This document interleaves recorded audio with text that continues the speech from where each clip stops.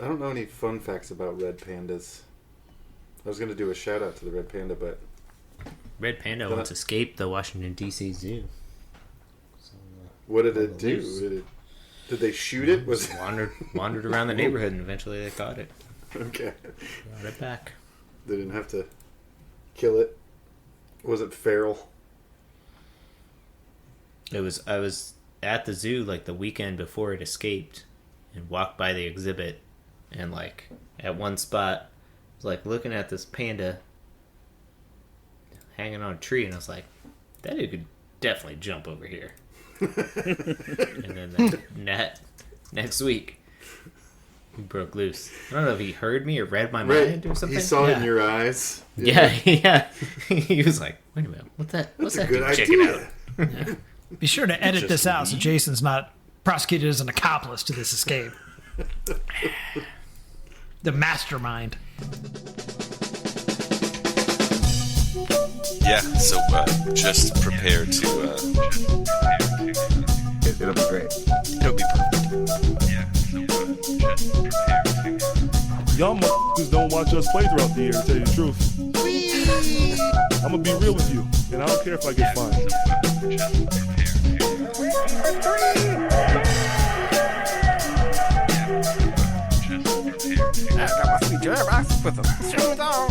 That train is off the track. I feel like you can't just like jump through Neptune and be okay. Just prepare to... What the show needs is more dogs and bears and chickens and stuff. Yeah, so just prepare to be awash in unbeatable goodness. Welcome, Pacers fans. You were listening to the Undebeatables, your semi-weekly summertime schedule Pacers podcast. Today is Wednesday, July 2nd, 2025, and this is episode 778, and it's a quasi-emergency. Coming to you from Indianapolis, Indiana. I'm your host, Joey Gaffrida, the man behind the dials. This show, we're going to discuss a winless week of Pacers basketball, talking about Myles Turner. Joining me this show are all three of our analysts, coast to coast, like buttered toast.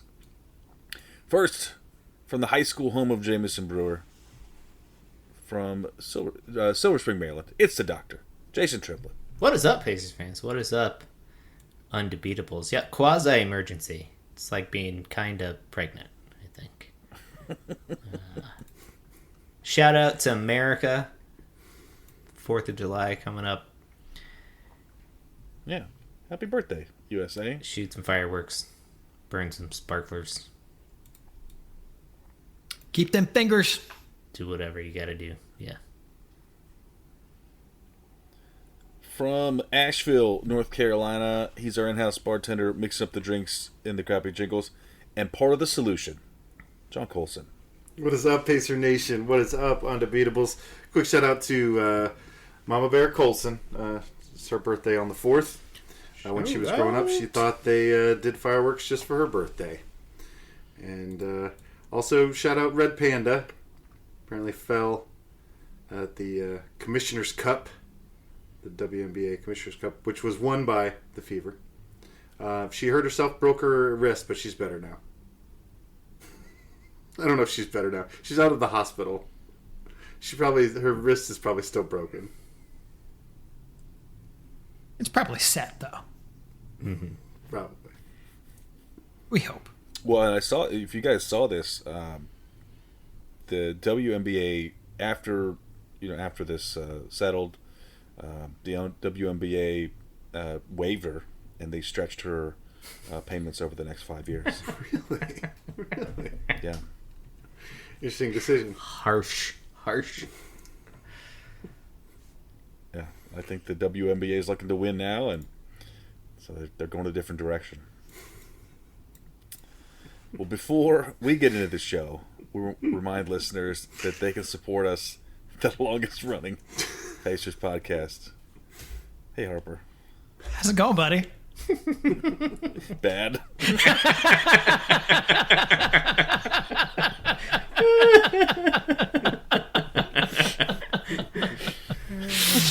You know, it's my fault because I kept you guys up late to do this thing. Yeah, from Tacoma, Washington. West. You were just so proud of your Red Panda's injured Jeff. See, I shouldn't be allowed to do any of those things until the business nailed is it. Call it a pod. Let's go. Boy, this is not the first time this has happened. No, sure. You never cut out Colson or Jason's intro. It's always me. Never. Yeah. I shout out Mom's Colson. Colson, I defy you to prove that those fireworks aren't just going off for your mom. Prove it. Excellent point. I'll light off some fireworks for Mama Bear. You can give us money on Patreon, but I don't feel like I should do that now. You haven't earned Bad it, that's Joey. for sure. The rest of us can try to rally. Yeah. I want to support the other three hosts. And you can put a little note on there when you become a patron and say, no money for Joey.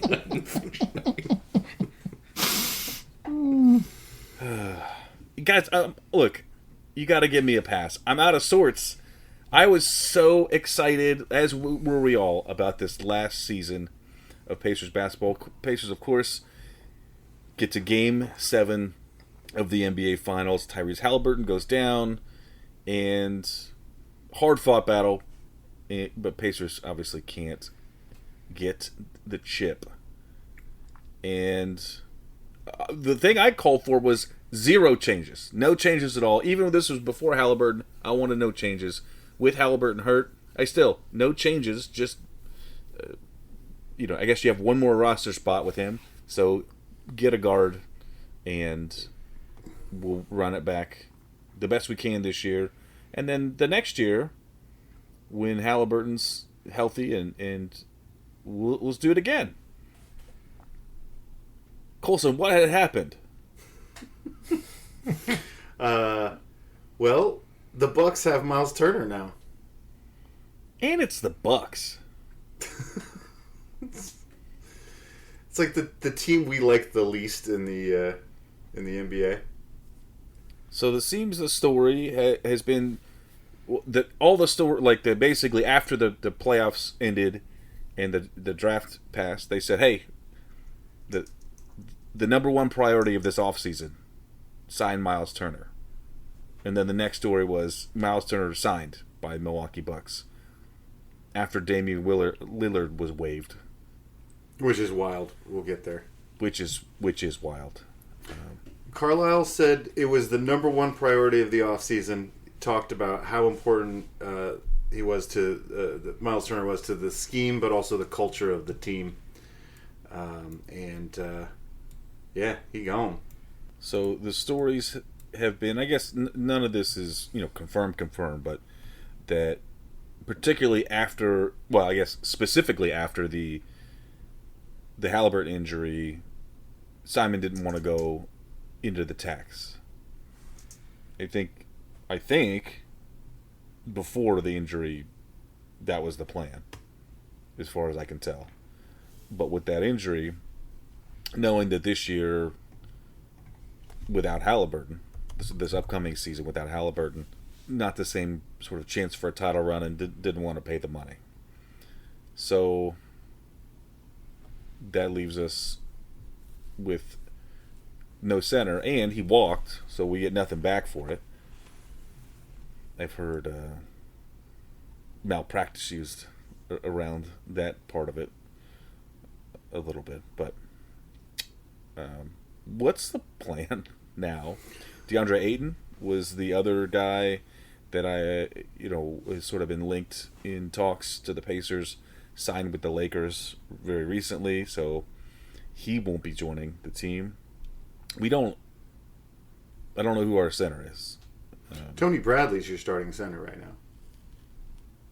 We re-signed him, or I guess we upped his team option. We also brought back Isaiah Jackson, who's still coming off his ACL. Usually takes year and a half to come back from that. So not an ACL, was it? It was an Achilles, wasn't it? The Achilles, that's right. Achilles. Yeah. 3 Achilles tears. 3 Achilles tears on the team. Yeah. I think the most generous way you could look at this is that we think Isaiah Jackson is the future at center, that he's bouncy and loves to rebound, and as Carla said, is the most versatile defender physically he's ever coached. But this was not the plan. This blew up in their face, and I think everybody's looks pretty stupid right now. Yeah, I agree. I mean, like, as a fan of this team that just went on this magical run, it definitely stings to not bring the band back together, you know? I found it hard to pin down exactly what it was that the Pacers offered Turner. But it does seem like it was something in the range of $20 million a year for 4 years or something like that. Most reports that I've seen are 3 years, $66 million-ish, which is an AAV of $22 million. Okay. And he signed for a 4-year, $107 million, which works out to 26.75 AAV. Yeah.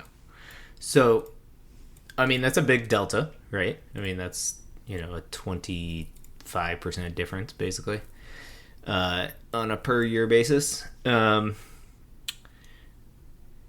Maybe they were thinking he would take a hometown discount. I think they were also banking on the fact that the market wasn't going to be as robust. So Milwaukee had to do this thing where they waive Damian Lillard and his $118 million or whatever it is that he was supposed to be paid over the next 2 years, and now they stretched that out over 5 years. So every year for the next 5 years, they're going to pay $22 million to not have in just dead money, just to not have Damian Lillard. And then they use that cap space to go and sign Myles Turner for the $26 million a year or something like that. So they're essentially paying $49 million a year to have Myles Turner on their roster. And I don't think that the front office foresaw a front office getting that drunk and doing that kind of desperation move. Yeah. If you think that our office is committing malpractice, be real glad you're not a Milwaukee Bucks fan. Mm-hmm. Well, so this started with, Lopez, right? He ended up going to the LA Clippers. Yep. He got signed by the LA Clippers, and yeah, the Bucks panicked, and they were like, "Oh my God, we've lost our 3-point shooting center." And to get Myles Turner, they had to, cut Lillard, but contracts are guaranteed. So yeah, they're just literally paying him forever. I mean, it's outrageous. It's like 10% of their cap is gone every year for the next 5 years, just gone. So they while I'm mad at Herb Simon for not being willing to, I mean, but you presume that they did that and they called Myles Turner's agent and said, "Here's the offer." You would presume that the agent would then turn around and say to Herb Simon, "Hey, can you match this?" or whatever. Myles really wants to stay in Indiana. And then, of course, he said no. And so I'm mad that he's not willing to go into the luxury tax for a year or two to keep this nucleus together. But at the same time, like, yeah, I don't know. It seems like, I don't know. You've done the math, Colson. So, like, had they paid Turner that $27 million a year or whatever, next year, how much actual tax money would that cost him? Like, how much extra would it be? Yeah, so the 27 kind of gets us to the first apron, which is, I think, really what they were trying to avoid, because we're not in the tax right now. To pay him would have gone all the way into the tax to the first apron, which restricts the team a lot in how they move players and how they just make as trades. A quick remedial here for us non-salary cap experts, there's a soft cap, then there's a first apron, and then there's a second apron. Well, there's a soft cap, and then there's a luxury tax threshold. So once you're over the luxury tax, you pay a dollar for dollar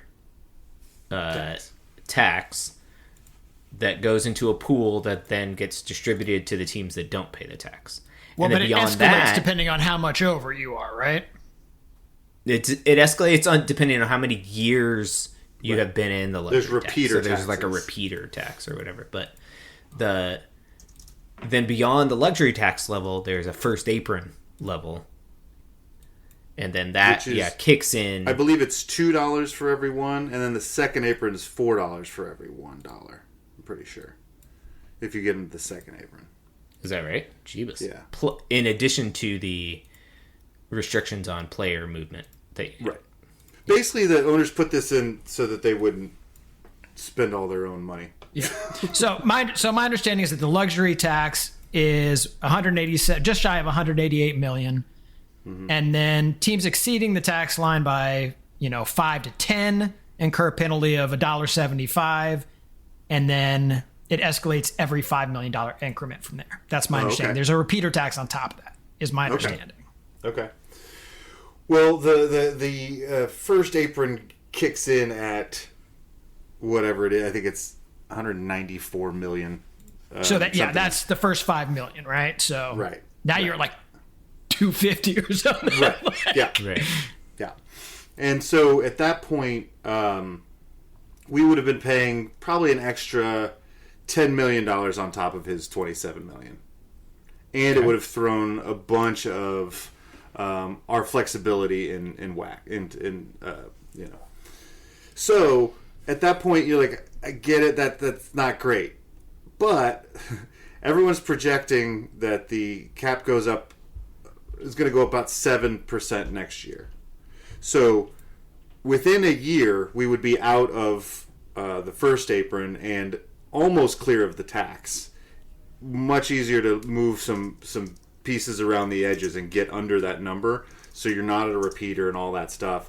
So that my frustration was, I get that you don't want to pay for this extra $10 million for a team that's not going to vie for a championship. But that following year, when we can go back and start vying for that championship, we wouldn't have those same issues. We're basically under the tax. And that's fine. I wouldn't undersell the transaction limitations and what that does to the front office's ability to move players around. It limits what you can do with the mid-level exception. It limits what you can do on sign-in trades. And you have to match salaries like exactly more closely. It's like 110 instead of 125%. Like these things do matter if you plan on making big moves. Mm-hmm. And so while I am with you that it certainly sounds like we should just do this, I understand why those considerations were taken. So I've had a little bit of time to. I told Erica that yesterday I really took this hard, but I kind of went through all the stages of grief. Mm-hmm. And she's like, no, you haven't. You're still in anger. Yeah.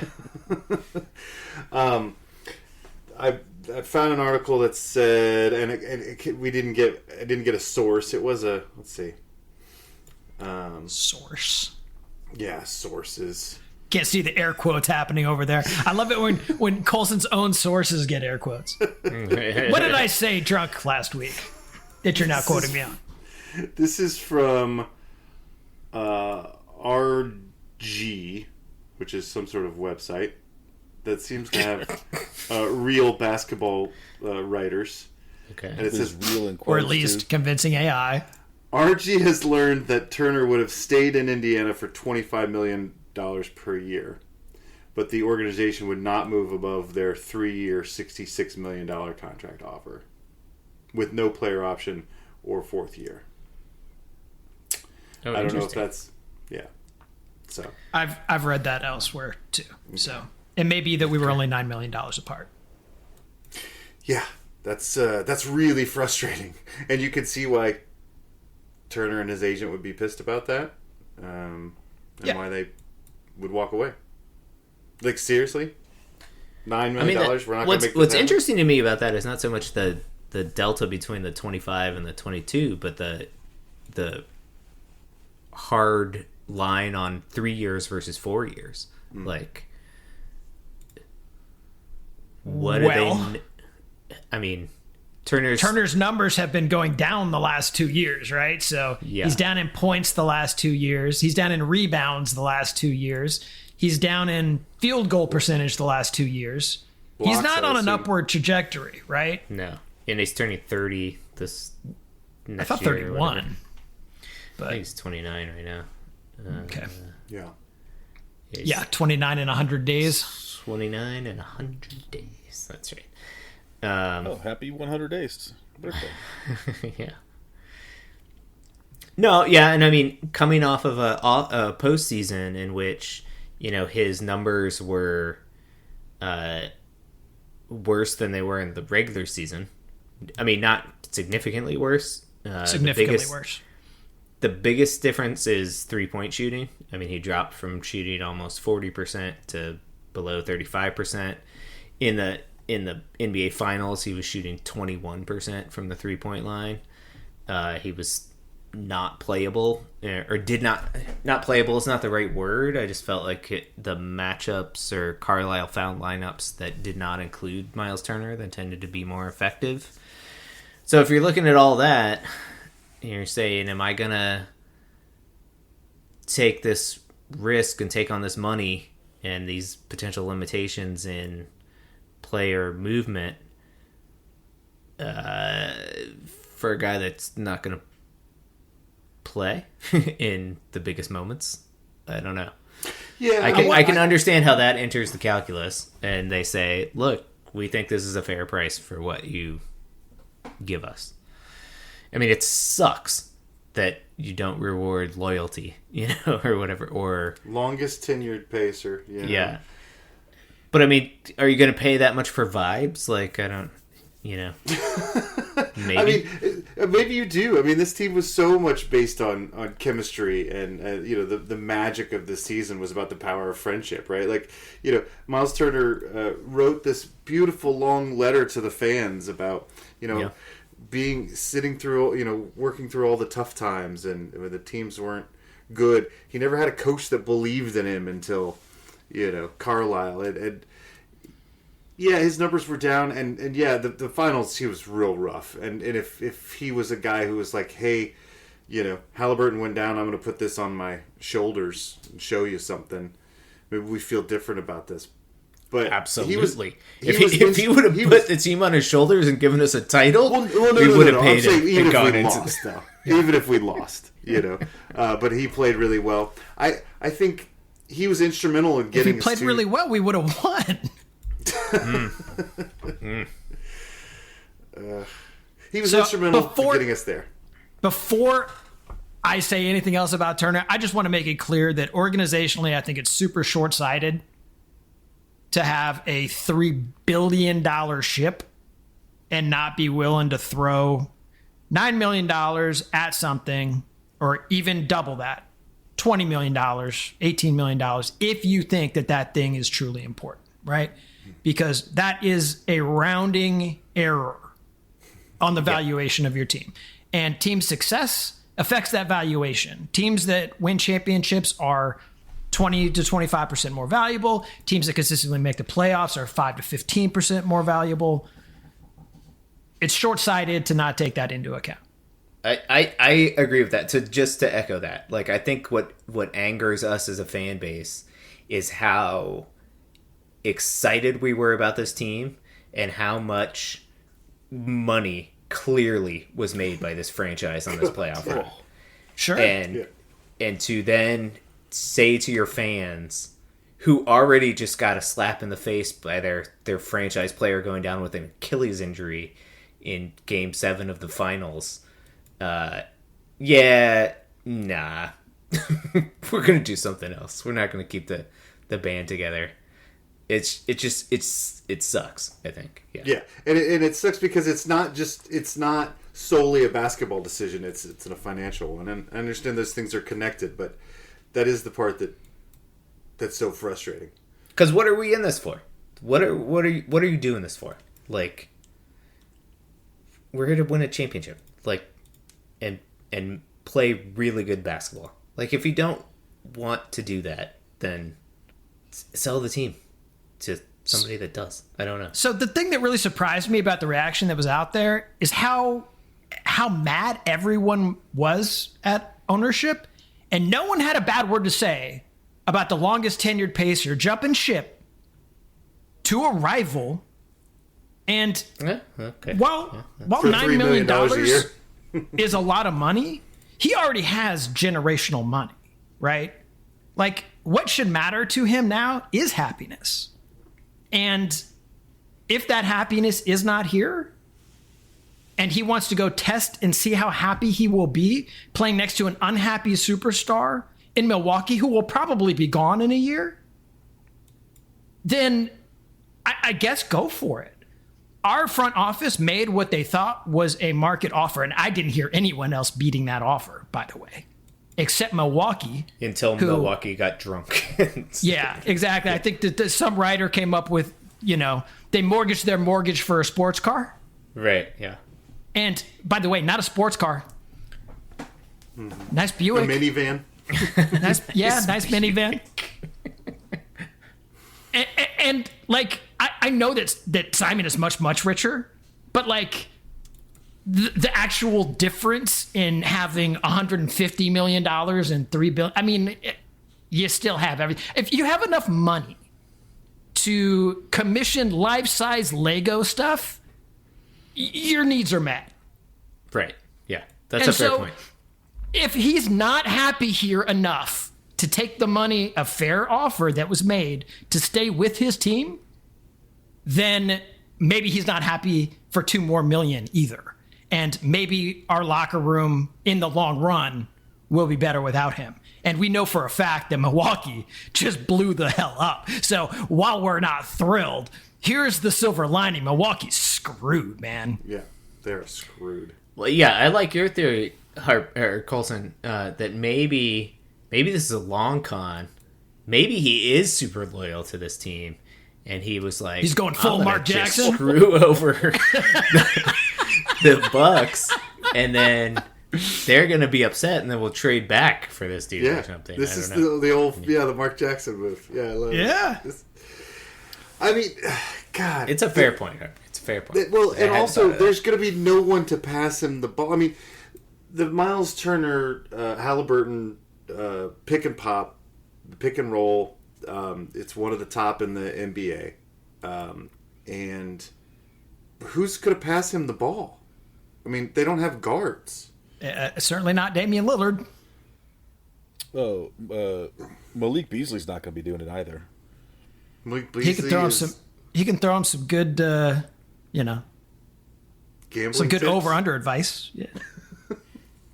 Well, he wouldn't have done that regardless of his gambling. That's because he played for the Pistons. So, but he did play for the Bucks the year before. That's true. Okay. He's doing his illegal activity with the. Hey, look, Malik Beasley had to be shouted out as a dumbass. That just had to happen. That's fair. Regardless, if he was playing for the Rockets and always had, still needed to point out that he's a dummy. He has millions of dollars. Be smarter. Yeah, speaking of people that aren't happy with their millions of dollars. Yeah, just real weird. Real weird behavior, bud.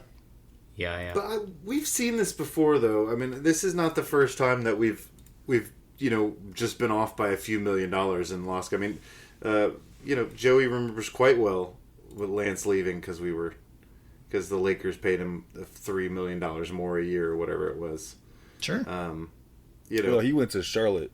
Sure, he went to Charlotte first. Mm-hmm. Okay. Well, I guess maybe this happened a couple times, but he went to Charlotte the first time. He's been on the team like 5 times. So. We have been jilted by that guy so many times. I don't remember why you like him so much now that I'm thinking about it. That one was, I think he had bet. We had offered, I think a longer contract. Yeah, I remember being really mad at him when he left too. I was mad at that dude. Yep. But it seemed to me like, he was kind of just betting on this short-term thing to get to launch into the next big contract, which didn't come. We had offered more security. He would have been better off with us. He should have listened to the pod. And Myles, you should have consulted, bud. Yeah. When you're, Yeah. he will inherit like his own team. That's the good news, because Giannis, I don't see him staying. He gone. Like, who's on that team now? And you're right. There's nobody to pass it to him. The thing that worked with Brook Lopez was that Brook Lopez could actually guard the low post, man to man. It's not what Myles does. He's basically a weak side shot blocker, right? But that's Giannis's job. So now Giannis gets to guard fives. I don't think he's stoked about that. Yeah, that's falling apart real fast. Whoops. Yeah. So one question I have is, so we're betting the farm on Tony Bradley or Isaiah Jackson? Well, we are clearly in gap year mode, right? Like, we don't have to do anything. The Pacers are not going to be competing for a title next year. I think they'll be a good team. I think that. Yeah. We're in the East. The amount of talent that's on this roster and the conference that we play in will make the playoffs next year. Yeah, I agree with that. And by the way, we got some money to play with. We'll see a lot more minutes of, Toppin at the 5 and Isaiah Jackson coming back and doing things. I mean, I think we're going to play a completely different style of basketball next year. Well, we have to now.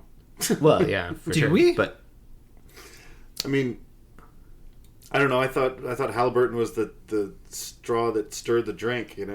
Sure, I think Nembhard learned a lot. And I think Isaiah Jackson is actually a better fit in an up and down system if you want to play him at 5. I think if you do want to play slower, why not throw Al Horford a 1 year? Great locker room guy. Brings a lot to the team. We got the money. I don't necessarily think we play slower. I mean, I think we still play high pressure defense for much of the game. Like, I think we lean into that side of things. Like, we become a OKC level tenacity on the defense. I mean, that'd be a great way to spend our gap year. Right, exactly. Yeah. I agree with that. That's a great idea. And I think that... And Al Horford fits into that, too. Yeah, that's true, yeah. What about Al Jefferson? Is he still out there? You can have Tristan Thompson back if you want him. Thomas Bryant has not been signed, by the way. I would love to get me some Thomas Bryant back. I'd be okay with Thomas Bryant. Yeah. It was a wonderful experiment. We knew he could hit threes for us. No, I do think that Isaiah Jackson makes us a different kind of team, and it's a fun kind of team. There's going to be a lot more lobs and, running. You do like lobs. It could end up being great. It will be different, but Carlisle's the best in the business. I mean, he's going to figure something else out. Yeah. I do. Before we move on, I do want to address one sentiment that is out there. Is that, like, I was listening to the Zach Lowe podcast, and I think some other people have said, like, the way that this brain trust, Kevin Pritchard and Chad Buchanan have built this team, they deserve the benefit of the doubt. And I just want to remind people that this is the same brain trust that hired Nate Bjorkgren and then fired him a year later. So while I am happy to say that they have made a lot of good moves, they have also had some stinkers. So and that's fair, but in order to be great, you got to take some big swings. And they did get off it in a year, and they built what we see. So that's fair. I know I don't have to convince you, but I've been very happy with what they have learned and built upon in the last couple of years. And like I said, to me, don't undervalue the flexibility to transact, because I think that, these guys, they seize on opportunities very well. Yeah. The most hilarious thing that could happen is if we now trade for Giannis Antetokounmpo. Ooh. Yeah, let's do that. Why not? He could play with a Halliburton when he's ready to come back and play, with the Siakam, with and then Turner's up there with what are we giving up for him? Tony Bradley and a bucket of water? Every draft pick, every draft pick ever, for sure. Probably a Matherin is in there. Yeah. Well, speaking of that, I mean, I think one of the things that this losing Turner does is it takes some stress off what we need to be doing as far as re-signing Matherin, right? I mean, the guy is gonna. If we want him to be part of our future, we now aren't going to have much of a financial crunch to get that done. Whereas if we'd signed Turner, it would have been very likely that somebody was going to have to get moved, whether it was him or somebody else. So is he extension eligible this year? Yes. He had a game in the finals, which Turner did not have. There was a Matherin game. We don't have any cap space to go out and find a player. I'm sorry. Why? Because we're still in the tax. Oh, no, I'm sorry. We're still above the cap. We have a mid-level exception, though. Right. That's the what full mid-level. Yeah. And then we also can sign or a minimum. So we were going to be $5,000 over with 25 mil on the books. And now we took the 25 away and we're still over the cap somehow? Yeah, so the cap is 150. The cap's 155. The tax level is like 185 and the first apron is like 195. So we aren't in the tax because we're not paying Turner, but we're still over the cap. So we don't have just free money to play with. Gotcha. Yeah. Well, Yeah. I mean, we kind of do have found money to play with. It might not be no such thing as free money, but it didn't get us below the cap where we have, just free agent money to throw at somebody. But we have the freedom now to pay that person below the tax, right? Because right now we're paying 173, 174, something around there. The numbers are a little wishy-washy. right. So that's more than a mid-level exception. That's 16 mil, and you can stack the back, right? So, I mean, you can structure a contract for a free agent that works still, right? Well, I think we're still not going to pay the tax. So, I mean, I think it leaves us with about 10 or 11, which is essentially the mid-level. Well, but we'll have more in the next years anyway. Yes. Yeah, I think the mid-level is like 14 or something. Yeah, it's very weird. So, I mean... Negative $68 million in cap space, somehow. But we have $27 million in apron space. Gotcha.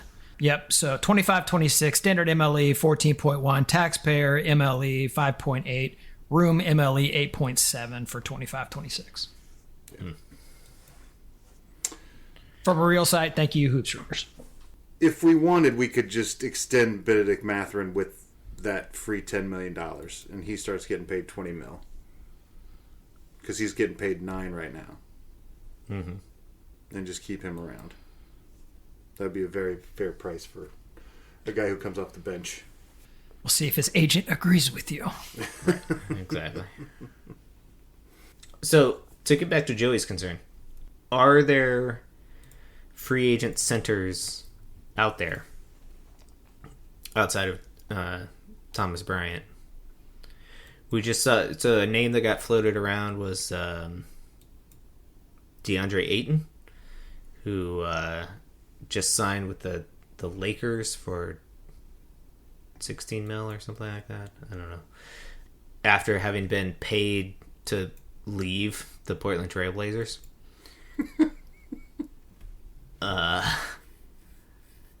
So I was there were some folks that were upset that we didn't get him. I was happy that we didn't sign him. Too. That's I don't want that.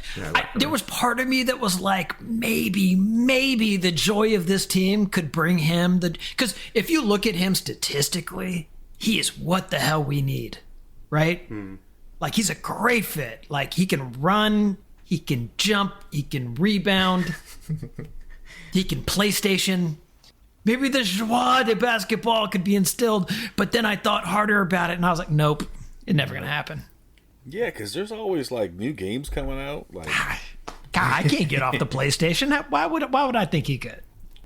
So yeah, it looks like right now we've got a Al Horford out there still. That's my dude. DeAndre Jordan, Tristan Thompson's out there. Watch out. I will not be watching out. Yep. Alex Lynn. Yep. Taj Gibson. Moritz Wagner is probably the best of the bunch, honestly. Bismack Biyombo. Yep. But I don't see us getting Wagner on our team. I don't think that we... He's going to be worth more than that. I'm also just not 100% convinced that he's the fit that we need. Okay. But well, do we, at this point, do we even care about I think we don't. I think you bring back Thomas Bryant for minimum. We can run small lineups all year and be perfectly fine. Doesn't matter. Yeah, I don't think we're going to go out and find a... There's no trade to be made here. There's no big signing. This is... I think this surprised us. I think we really thought we were going to bring Myles Turner back. Yep. We got a little 100%. sticky with the numbers there at the end because we did. And yeah, you're right. We could be mad at management. You could be mad at Turner, but you should be mad at both. I'm really bummed. This is Myles Turner is on the top 25 faces of all time. This hurts. Yeah, I feel you. I feel like everything will be fine as long as we re-sign James Johnson, and then he'll make sure it's okay. All the pieces will fall in place from there. You will make it so. He will make it so. So outside of the Pacers, any free agent / trade stuff, player movement stuff you guys are super excited about? You guys stoked about what Denver's doing? They're doing good stuff out there. They brought back Bruce Brown. Yeah. Yeah. Did they get? Yeah, they marked Jackson to that thing. So good on them. Mm-hmm. Well, he bounced around a couple places. He was in Toronto. Yeah, he was in Toronto after us. Yeah. They let us pay him, and other people pay him, and then he's going back there for like the league minimum. Worked out great for him. I'm not sure he could have worked harder to bury the lead that Kevin Durant is now in Houston by starting with Bruce Brown. Houston has got some assets. They're insane. They're real good. Here's my concern about Houston, though. Well, it was a concern until they signed Clint Capella. Was who was going to defend the rim for them? And now at least they got Clint Capella. They aren't going to rely on 37-year-old Kevin Durant to defend the rim. Don't they also have Steven Adams? They got a ton of big dudes. Do they? Yeah. They got Clint Capella, Steven Adams, and of course Sengun. Yeah, no, they're stacked. Their odds to win the title are probably just below OKC's right now. All right, I mean, they were second. They had the second best record in the West last year, and they went and got Kevin Durant. Yeah, but I remember some smart analysts on this show saying a couple weeks ago, hey, when was the last time Kevin Durant was happy and playing for a good team? And we'll see. Now we'll find out. Boston shook things up. Oh my God! None of the truly big names left, as in Jaylen Brown and Jason Tatum, but Kristaps Porzingis, he go bye-bye. Drew Holiday, he gone. They got Anthony Simons from the Blazers, and Georgie Niang is there now. So they're fine, right? They're fine. Maybe you like Luka Garza or Josh Minott a lot?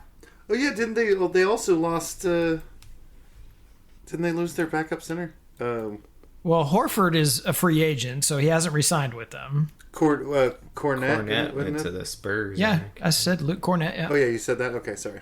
Oh, I thought I did, but yeah, they lost him too.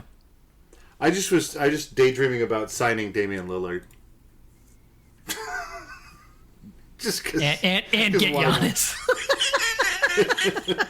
We'll just steal the whole Bucks team, and then we'll trade back for Turner. It's gonna be brilliant.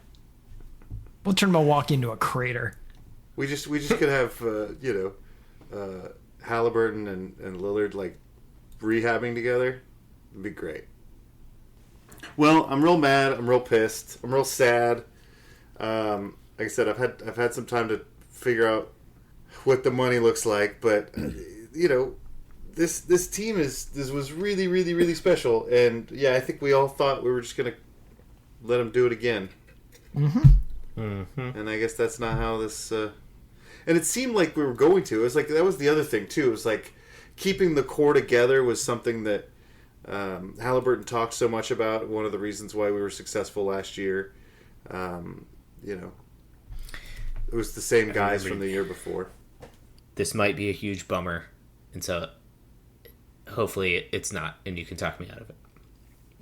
But I was thinking about the Pacers' history, and especially the last, say, 20 years, right?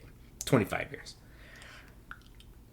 And are we, as Pacers fans, experiencing the normal ups and downs of a following an NBA franchise, or are we dipping our toes into cursed franchise territory? So I was thinking about the Halliburton injury, right? So he's out for a year. So he was our superstar, face of the franchise, out for a year on an injury. If you go back a few years, I remember a seminal moment in this podcast was Paul George, when Paul George was the face of our franchise and an ascending All-NBA guy. And we had to have an emergency pod when he snapped his leg on the stanchion of a basket, right? That was so gnarly. Gross. That was so gnarly. So gross. I mean, somebody watched that the other day. Oh no. You're I that's know. something. I warned them. Okay. In between those two major events, we had another superstar, another All-NBA caliber player, Victor Oladipo. He was an All-NBA player for a year and a half, by the way. Sure. Still, I'm just let me build my thesis here. Okay. Still made He it. has some weird freak injury. His quad just detaches from his knee or whatever. Multiple times, by the way. Multiple times. It's just like, does not want to be stuck. They need better glue.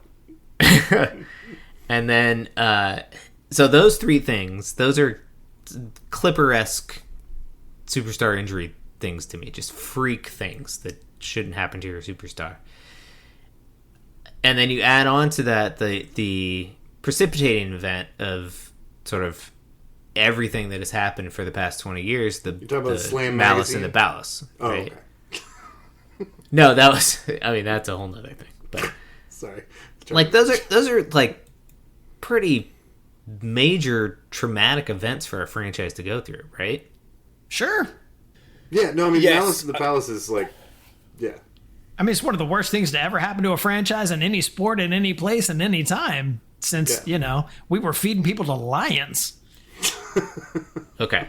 It was bad. But, the flip side of that coin is that this is a team that is more likely to make the conference finals than it is to miss the playoffs. Yeah. And we've done it through those things. I mean, that's pretty incredible. Well, I mean, That's what I so was- is that true if you look at the era from, say, 2001 to now? It's still true? Okay. Since 94. Only because we've gone to the Eastern Conference Finals the last 2 years. But we did that. That was the But thing we that, did. and now we're back to it. Well, right. Yeah, I'm saying if you take out that 94 to 2000 era. Oh, no. That's Okay, yeah. right. We've been that would, We've still been very good. We've been to the Eastern Conference Finals multiple times. yeah. 4 times. 4 times over the last 25 years or whatever. Yeah. Yeah. Not great. Not horrible, though. I mean, we probably... And what, we missed the playoffs 6 times? Or 4 something? times. Yeah. Yeah. And again, we're a small market team that... Do you guys remember back in the day when we were like, oh, this is the year we're getting Tim Duncan? Do you remember when we actually used Tracy to think that was a McGrady, thing in Chris our head? Webber, they were coming to our team. God, how naive were we, right? And we've just... It's been beat out of us now, but we know no free agent is ever coming here of their own free will. We know that for a fact. Mm-hmm. And to have done what we've done in the face of that, and, while our management has never been perfect, we have created a lot of continuity and a culture here that matters. And that's part of why we love rooting for this team. Yeah, we might be a little bit snake bit, but I'm also a Cubs fan, so, you know. Fair enough. Okay. It's a great team to root for, and that's the thing. That's the thing that matters. And that's what distinguishes us from the Clippers. Yes. Okay. I love rooting for this franchise, and this was an especially great year. No, I do too. I feel lucky to be able to, I could have been born in LA. As I replayed the Halliburton injury on loop in my head, which happens 4 times a day, yeah, something at least once a day. I went back and thought of all these other horrible things that I replayed in my head for days on end. So, all right, good. Thank you for talking me out of that. Right. How about the New York Times article that said if we had lost Game 6, then Halliburton doesn't tear his Achilles, and we re-sign Myles Turner. That hurt me real hard. I mean, if you really want to kick in the nuts, if we'd have won Game 4, right, we probably would have been done in 6, but we'd also had that chip. Yep. Right. Yep. That occurred to me several times. Yep. All right. Well, we will get through this. We will. This is still a really cool team. Yeah. It's a loss and it's sad, but this is a really cool group of guys. Well, and the other thing is like I said, I think we'll be competitive next year. It's not like we're falling into that treadmill of mediocrity. I don't think. I would be shocked unless there's just a rash of injuries. I mean, 1-12, we played incredibly well in this playoffs. Right. Yeah, and we have a depth, which was talked about so much during the playoffs, and we have mostly the same team. So everybody's back except Myles Turner and Thomas Bryant. Still waiting. Bring him back. Justice for Thomas Bryant. Justice. Way to name the show, my man. Yeah, Jason, I think that the difference for the Pacers in some of these other franchises is a success. It's very few bad years, and Harper, how many bad years the Cubs have? Oh, so many. Yeah. They had that one good year, and actually they're really good right now for some reason. Yeah. But they have rebuilding decades, So. Yeah. Rebuilding decades. We don't have to go through that. So that's where we are. We and I do want to give the benefit of the doubt to the front office. Trust in the process. As they have. Yeah, trust the process. They've done, not everything they've done has worked out, but a lot of the things they've done surprisingly well on getting through tough situations. So, give them a shot. I'm sure that Pritchard and Buchanan are upset about this. I'm sure they're hurting. I'm not sure I don't think they're sitting in a dark room going, ha ha ha. Nailed it. Yeah, but I also do think that, Turner had some downsides as well. And so we jettison those problems. I mean, that's a weird thing to say. Like, we jettisoned the fact that he didn't really rebound? Is that what you mean? Yeah, we don't. Well, I mean, if we get somebody who does rebound. Yeah, he's not getting younger. His numbers have been going down. Yeah. As long as he's been tenured on this team, I would love for you to point me to a time when he was actually our team leader. There's stuff. There's concerns. He didn't show up in a, championship finals series. There's stuff, man. Yeah. I love the guy. I wish we had re-signed him. Yeah. Oh, for sure. But you can't just look past that stuff either. And when you're management, you got to decide what your number is, and then that's your number, right? Right. Apparently that was their number. That's how negotiation works at the end of the day, right? And you can't put yourself in the trick bag. And I'm happy to be mad and spending other people's money. I get it. Amen. It's so fun to spend other people's money. If anybody needs that done professionally, you should give the Simons a call. Yeah, I think he's a little tight in the pocket, bud. Any guesses on the current longest, most tenured pacer? Ooh, fun game. Colson's got this. I don't know that I do. T.J. McConnell. Yeah. That is correct. Well done, sir. Second longest. Do you have that, Joe? So T.J. McConnell's first season was the 1920 season. Yeah, 1920s. 1920s. Yeah. Guy's a boss. And so I'm going to hope he has his 2019 team, season. Otherwise, I'm real worried about his knees. Sorry, the 2019-2020 Gotcha. season. There we go. Okay. And everyone else from that team is dead. No longer... Okay. is no they longer got the dead. Rona and they're out. Well, yeah. So in the following season... Oh, okay. It's probably... What was the draft in 21? Boy. None of those guys are all those guys are going too. Yeah. How about a Neesmith? He's 21, wasn't he? 22, I guess. No, so it's Halliburton, it's Halliburton, Isaiah Jackson. Yeah, Isaiah Jackson is now Isaiah Jackson. Okay. I mean, that's the other thing. We did just get really young too. That happened. Yeah, we did. Dwayne Washington Jr. was on that team as well. I'm sorry, who's this now? Gummy bear. He would be tied for second longest had he stuck around. Here's where we are, and I want to see. Yeah, there's there's going to be moving pieces, and we'll see how things shake out. But it is Summer League started yet? Summer League's starting soon. Yeah, I think a couple weeks, right? Don't they have to finish up all the trades? Yeah. I don't know. Colson, you're covering the Summer League this year, right? I am not. Oh. Sorry. If you had me on that, I'm gonna have no coverage this year. Okay. Good to know. This will come up in your review.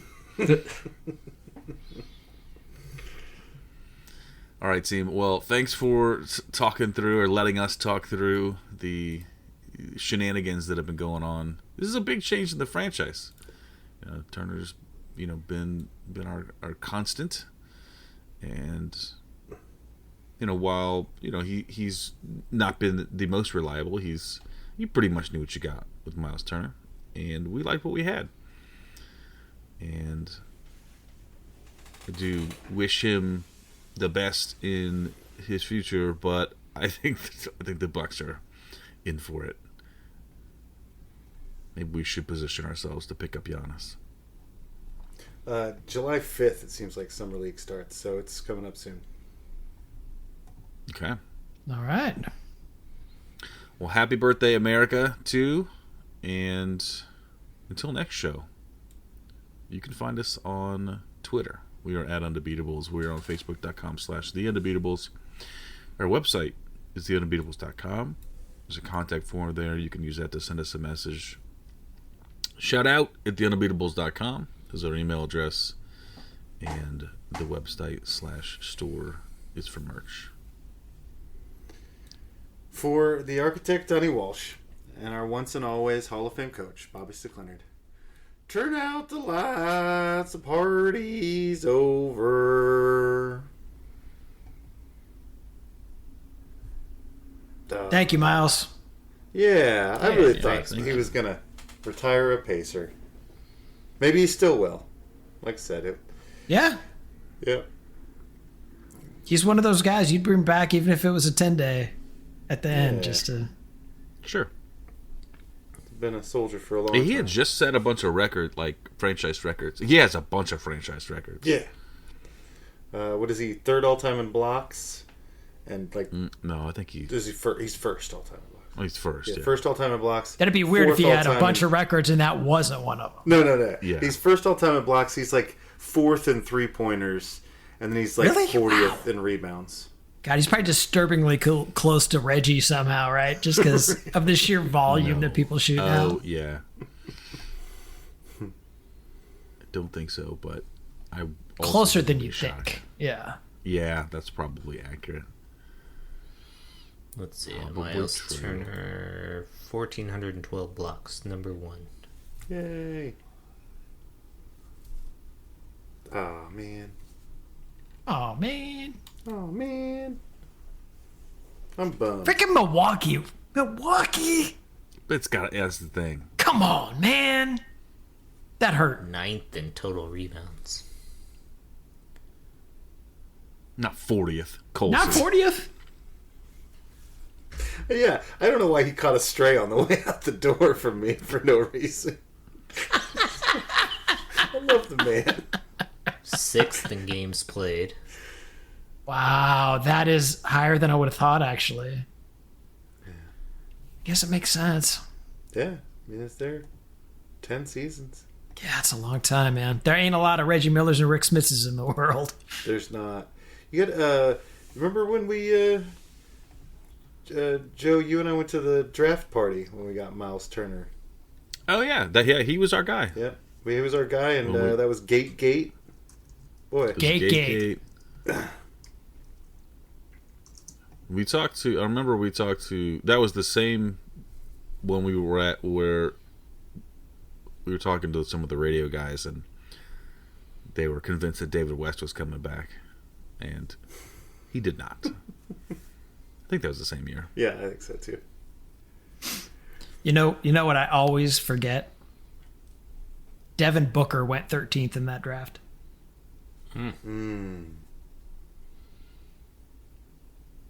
Devin Booker is an imperfect player, but he can play. Man. He'll drop 60 on you every once in a while. Every once in a while, man. And he's going to be so much happier now that Kevin Durant is not on his team. Yeah. I was going to say, when was the last time he was in the finals, though, you know? What, 4 years ago? Yeah, exactly. Myles Turner's been there more recently. Oh, yeah, Myles Turner's been more recently than Chris Paul, too. Fun fact. True. Yeah. And Kevin Hart. And Shaquille O'Neal. All those guys, man. Get it together. I'm just getting out of my system now.